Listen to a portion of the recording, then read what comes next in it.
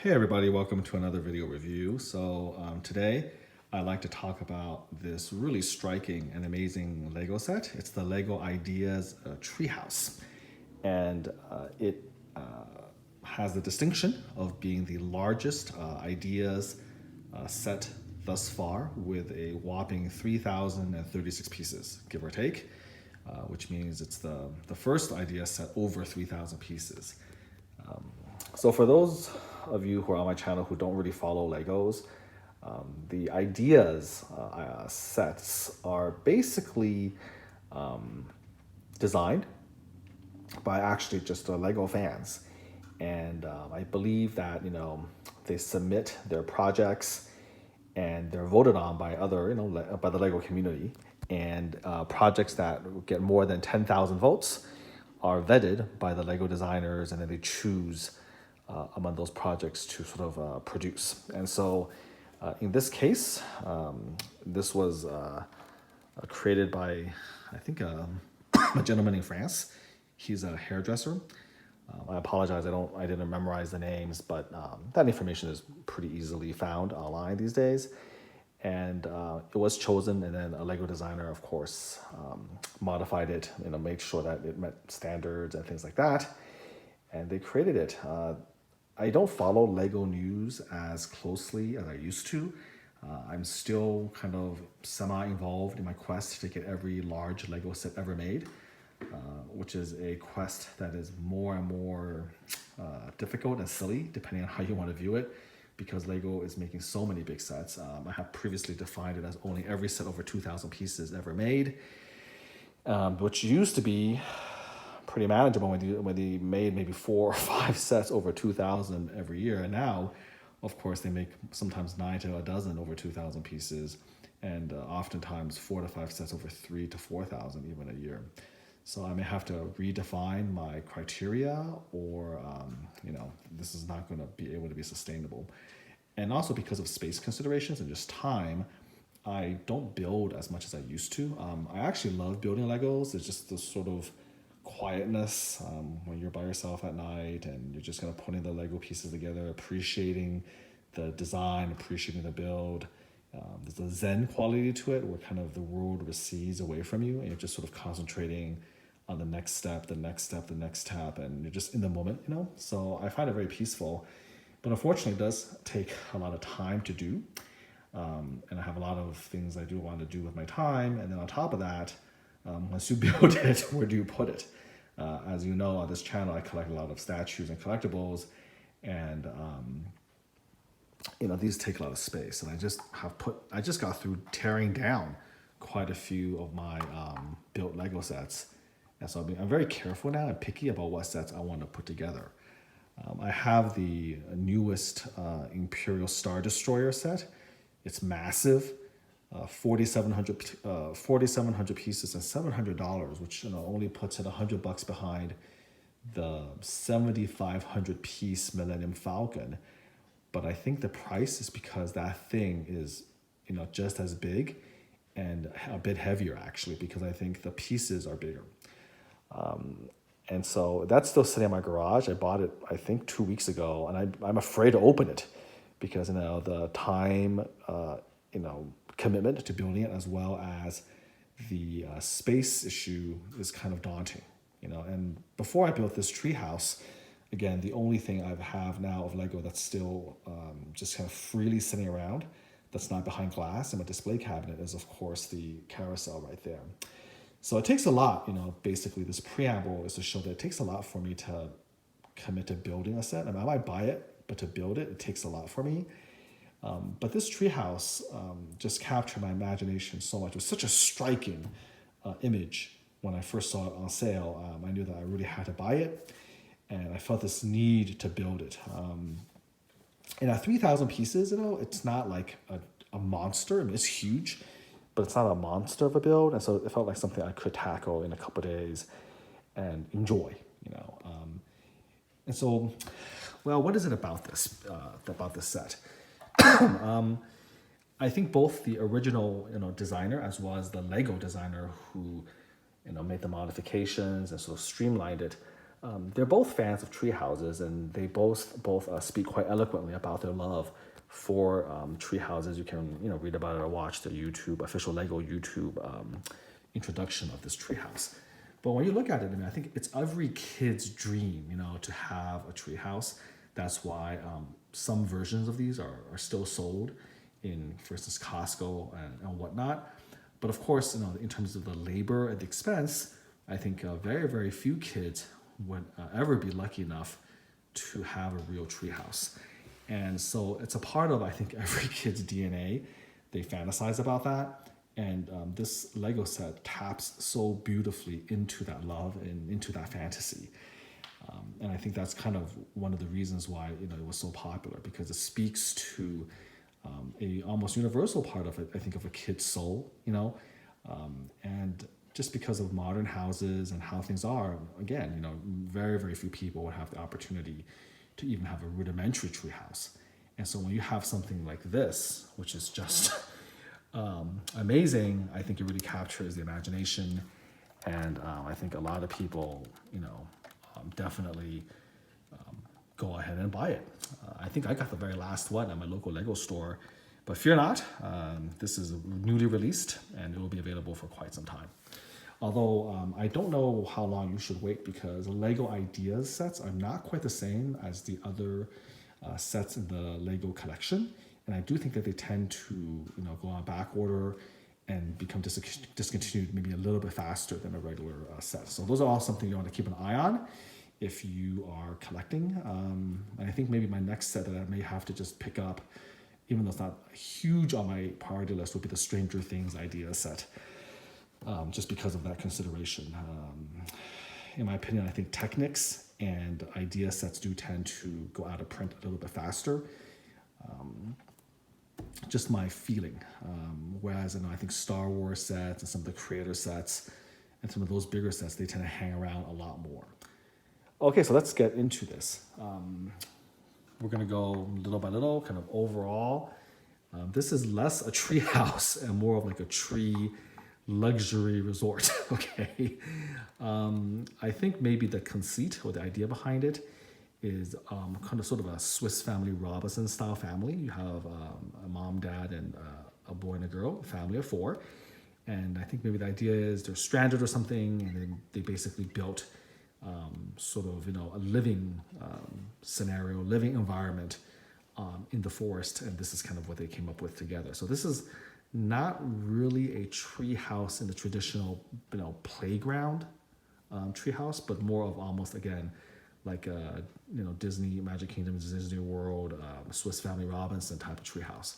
So it's sort of like an integrated, bedrooms, bathrooms, things like that. So I think overall, if you were to just kind of take a look at this thing and just sort of gently rotating it, what's really striking is sort of the color, the contrast between the huts and the trees.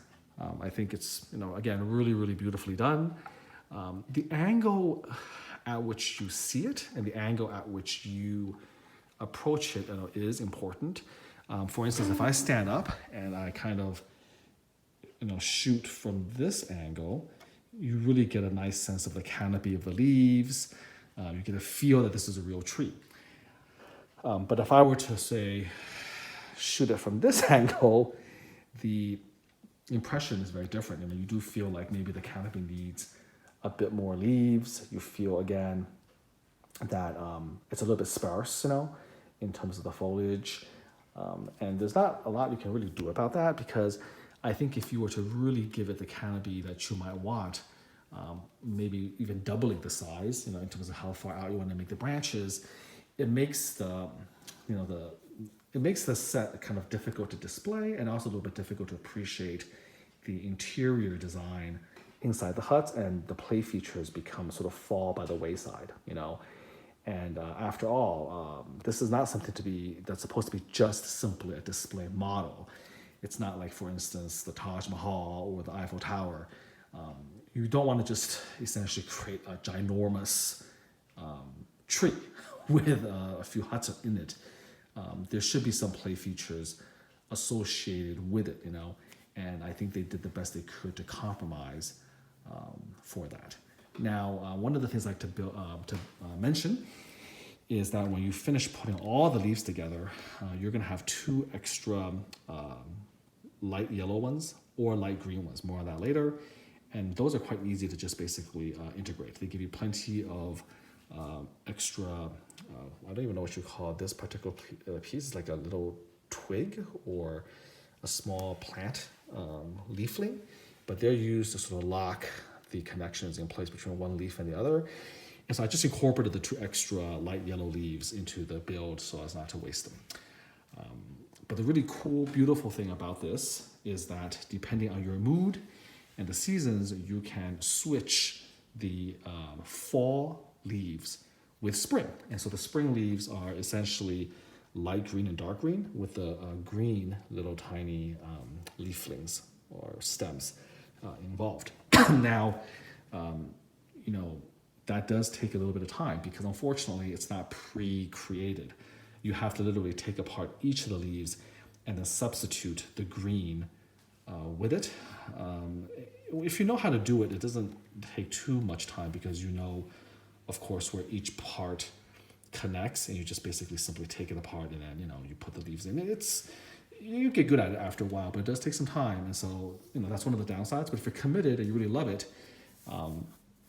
you can do that. And another thing that hasn't been done, but that I would think about trying, would be to blend it. And so maybe between as the seasons begin to shift, it would be really neat maybe to go and sprinkle green throughout the fall foliage, or sprinkle fall among the green, and have like a mixture of both. So I think a really, really great job, beautiful job in terms of the leaves, and very, very neat that they allow you to have the option, even though it does take more work, to switch between green and orange, yellow, and vice versa, and even mingle the two, and gives you a little bit of creativity in terms of putting that together.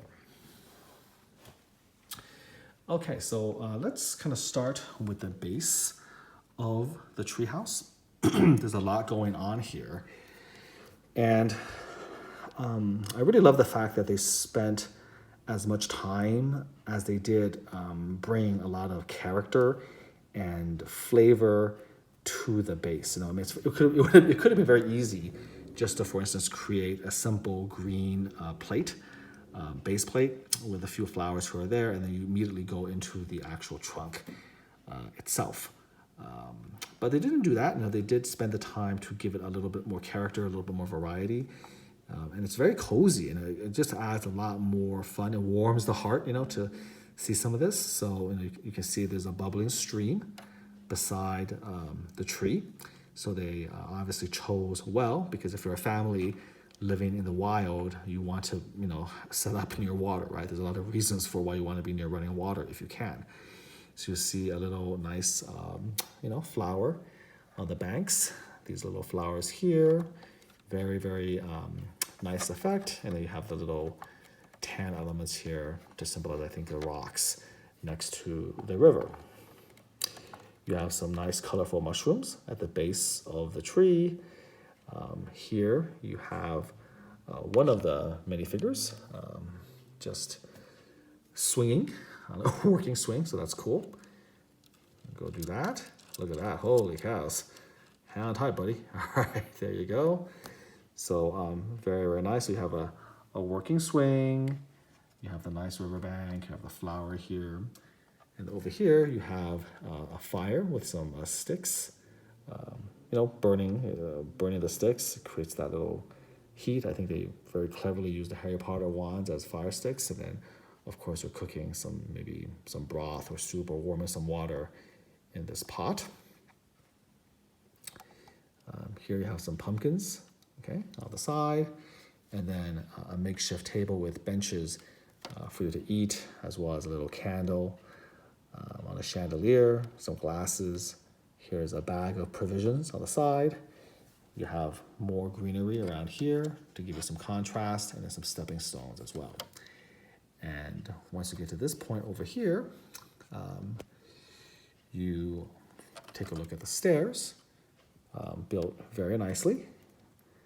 And they have a little bit of, again, it's very like organic. They integrate nature into the build of the treehouse very nicely. So it's a strategically placed plant right here, another one right over here. You can see the lanterns placed very nicely. It gives it all of it this kind of very organic flow. And then you walk all the way up the stairs to, of course, the first landing and the first hut. Looking at the tree house itself, or the tree itself, you can see the large trunk, built very well, built very sturdily. The interior technic elements give it a lot of strength and rigidity. You absolutely feel very comfortable, say, grabbing this thing and then literally lifting the whole treehouse using that alone, okay? And again, some nice elements and tiles to give it some character, some green here, some dark wood there. Again, gives it texturing, give it some contrast. A little bit higher up, you get to see, if I tilt the camera here a little bit, hopefully you can see it here, it's a little bit dark, but you can see the little bird. They have a little bird house on the tree house, so that's kind of neat. And of course here you have one of the large branches being shorn in half, and this element is meant to show a trunk that's been cut off. So as you go up, you have these platforms, and on each platform, of which there are 3, you have the huts. So you'll go through the first hut over here. The one thing, again, to point out is that they do skimp a little bit on the walkway around these huts. It's literally 1 stud thick, but it is technically large enough for you to put a minifigure in, as I have put them on right here.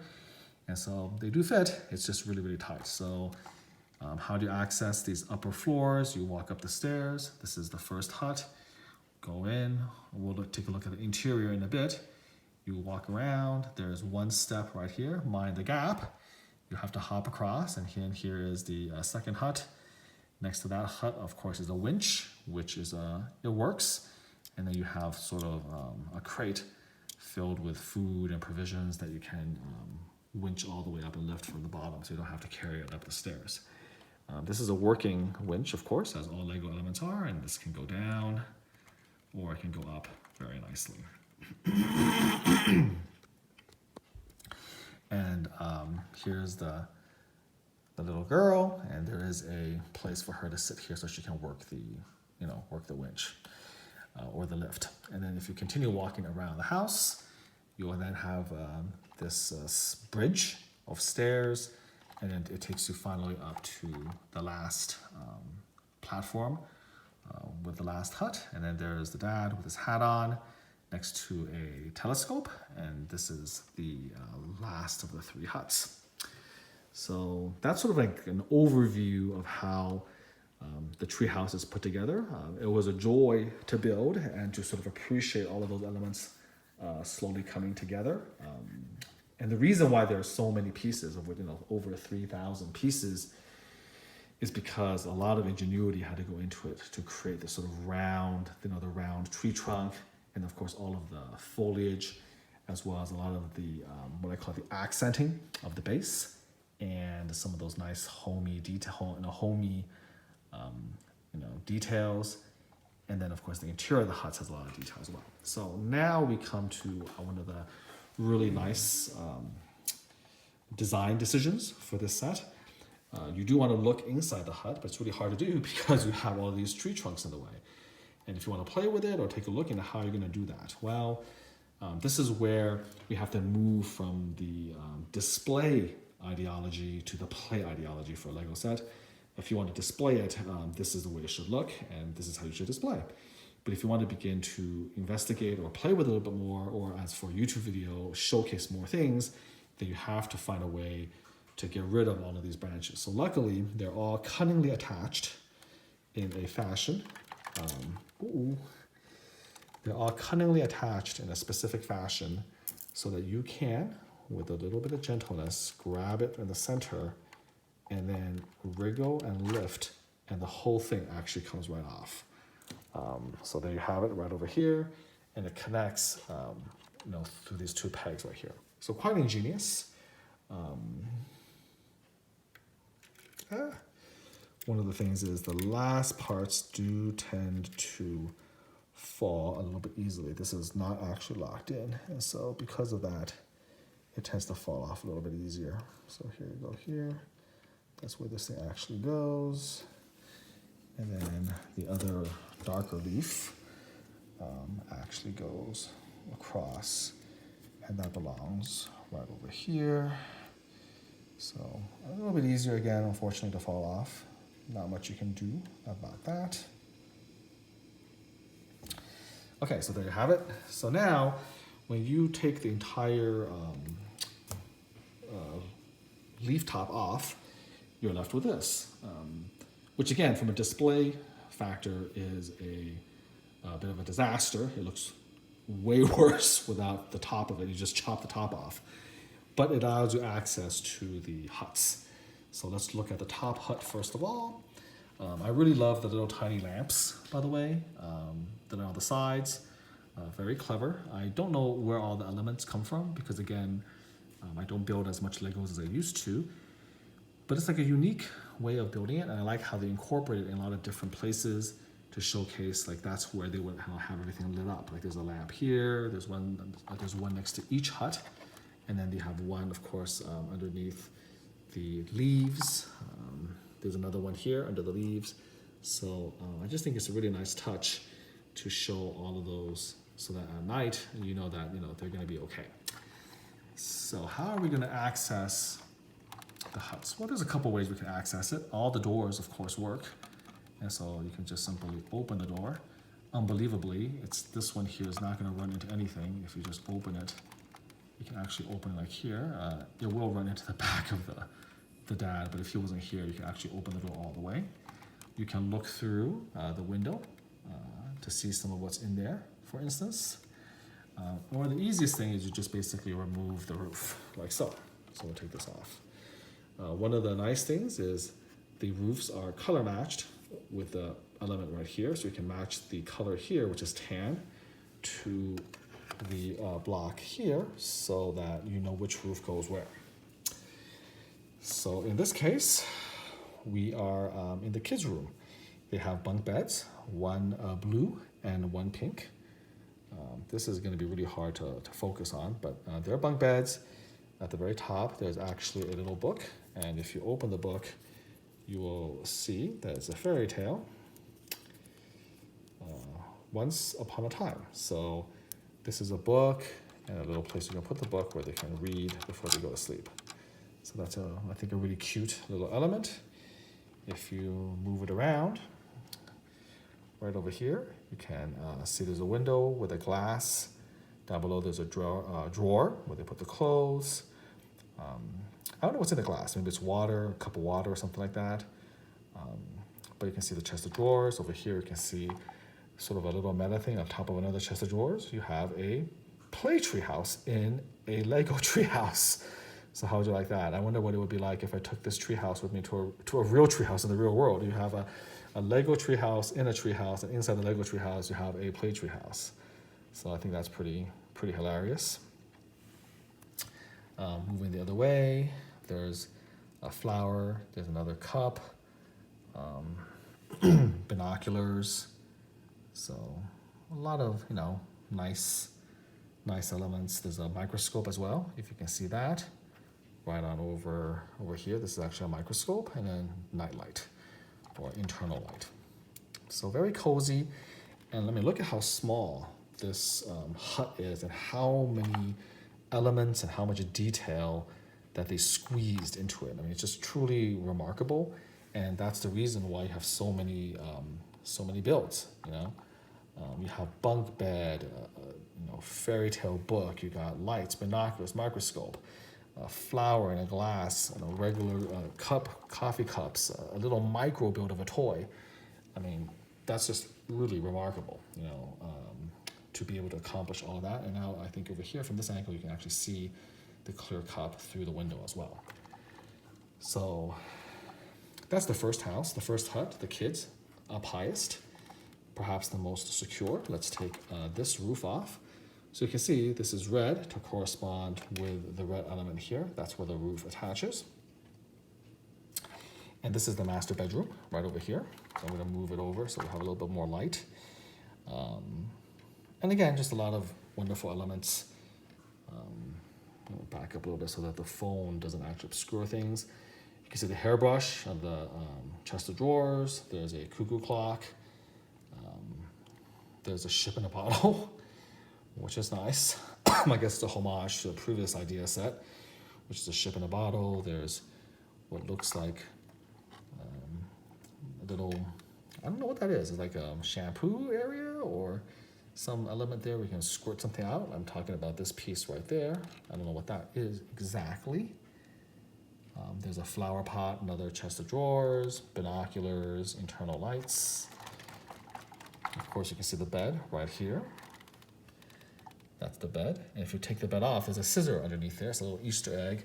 Again, the scissor refers to the hairdressing profession of the original designer of the idea set. And then over here, you have a letter on a right behind the mirror. There's a letter being written, and then a walking stick next to the door. There's a compass here as well. So again, no detail was spared. A beautiful little micro build, almost. Very, very cozy confines to this. So here it goes. Pillows, bed, very nice. And then finally, the last hut. Green to green, so very nicely done. This is the bathroom. So you can see the toilet here. I have no idea why or how a toilet could work. You can see the little blue elements in there. That is supposed to mimic the water in the toilet bowl. They actually have green toilet paper, which is hilarious, but okay. There's jars of maybe soap, brushes. There's a basin with water in there, a rudimentary shower, another bucket, again, with a faucet next to it. So definitely they Swiss Family Robinson this place really, really nicely. Hopefully you can see some of the elements a little bit better. So there you have it. 2 living areas, one for the parents, one for the kids, and then a place where they can shower and wash, a bathroom, and then of course the living area is outside.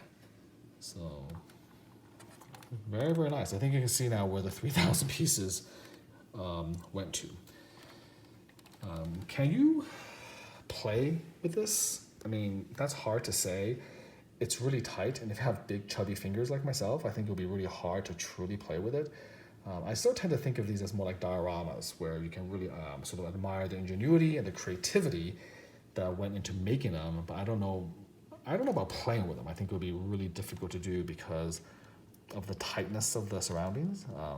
But you know, children have tinier fingers, so maybe they could make it work. Excuse me. So in order to put it back, it's reasonably simple. You simply line up the green to the green, and then the sharp point that should be facing outward, and then you just essentially slide it into position, slot it in, so to speak. So this is the red, and this is red. So all you have to do is turn it around, again, put it in, and then it should slot right in with very little resistance. Same thing here. Tan element, and we're going to put it like that. That's done. Now, if you want to try to figure this thing out, it'll be a little bit trickier. You have to see where the holes are. Okay, so I can see the holes. It's harder for you to see, but it's the black. It's along the black. There's these 2 black holes. And then we're going to turn it around, and then just sort of, it should slide in without too much trouble. You play with it if you need to.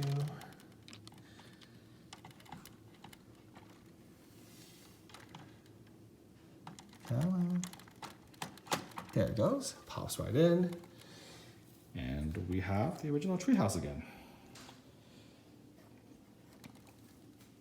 So overall, again, I feel like this is a remarkable set, very pretty, definitely one of the best builds I've had. The pleasure, the pleasure of doing, a lot of fun doing it. It's got a little bit of everything. You got minifigures, great display, some playability, and again, it just kind of tells a nice story. And the best Lego sets do that. It's not just putting together elements, but you can almost kind of feel the story in there. It's tremendous fun in pretending that you could jump in. It makes you want to kind of jump in and explore it like an almost life-size version. I think some of the best creator sets make you want to do that. They do such a good job recreating something in Lego form. It kind of makes you want to almost shrink down and play that way. And I think maybe the success of some of the Lego movies taps into that, because you can definitely unlock your imagination and go in. So one of my favorite builds, and that's why I actually took the time to put this together. When normally I try to avoid building sets unless I really know exactly where I'm going to put it. So again, a Lego's idea set, the Lego Treehouse. One of the, in my opinion,